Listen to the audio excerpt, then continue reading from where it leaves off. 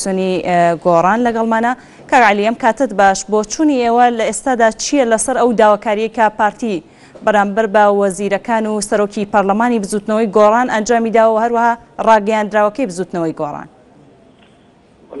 بەناوی خوای گەورە دیارە ڕاگەیاندنەوەکەی بزوتنەوەی گۆڕانەوە تەعبیرە لە سیاسەتی بزوتنەوەی گۆڕان و ڕاگەیاندنەوەی گۆڕانی ئیلتیزامی تەواوی هەیە بە سیاسەتی بزوتنەوەی گۆڕانەوە. لە ڕووی قانونیەوە ناکرێت برادرانی پارتی دیموکرات ڕێگری بکەین لەوەی وەزیرێک کاری وەزیرەکەی ڕێگری لێ بکات و ئەمە بۆ سەرۆکی پەرلەمانیش ڕاستە بە شێوەیە لە شێوەکان دەتوانین بڵێین ئەمەوە ئەخوێنرێتەوە وا تەفسیرەکرێت ئەگەر سەرۆکی پەرلەمان کارەکانی نەکامە پەکستنی پەرلەمانە کە لای ئێمە مەرجعی یاسایی و سیاسیە لە هەرێمی کوردستانە و دیسانەوە بۆ وەزیرەکان و بە تایبەتی تر وەزیری پێشمەرگە ئێمە هەمومان ڕۆژانە قسە لەسەر ئەوەیە بکەین لە شەڕێکی نەگریسین لەگەڵ داعشا و وەزیری پێشمەرگە تا ڕادەیەک قیادەی مەیدانی ئەم شەڕانەیە ناکرێت تۆ پێی بڵێ داوام مەکە ئەو وەزیری دارایی ئێمە دووشەم ڕۆ ئەوە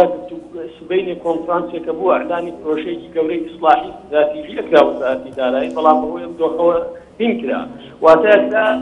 خۆپشاندانەکان لە شوێنێکە بێت ئێمە داعمی هەموو خۆپشاندانێکی مەدەنیمان کردووە دوور لە گرتی و ئێستا هەمان بیرکردنەوە و تێڕوانی دادیشمان هەیە و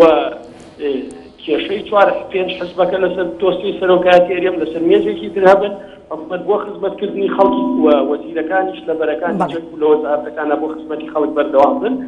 بۆیە ئێمە وەکو فراکسیۆنی گۆڕان ئەم داوایە ئەگەر داوا بێت تەمان ناتوانین بڵێن بڕیار چکە بڕیار کەسی بەڕێوەبەر بۆ فەرمانبەری خواست بۆ ئەیدات ئەمە کارێکی نایاساییە.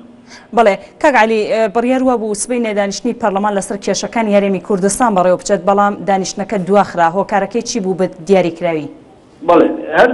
پێنج فراکسیۆنە سەرۆکیەکەی پەرلەمانی کوردستان داوایان ئاراستەی دەستەی سەرۆکایەتی و سەرۆکی پەرلەمان کرد داواکە ئەوەی تیا بوو کە لەبەر ئەم دۆخە ڕەنگە نەتوانرێت دانیشتنیەکی باش لە پەرلەمانە بکرێت و پەرلەمان نەبێتە هەبێنی زیاتر ئاڵۆزی کێشەکان بۆیە بە باش دانرا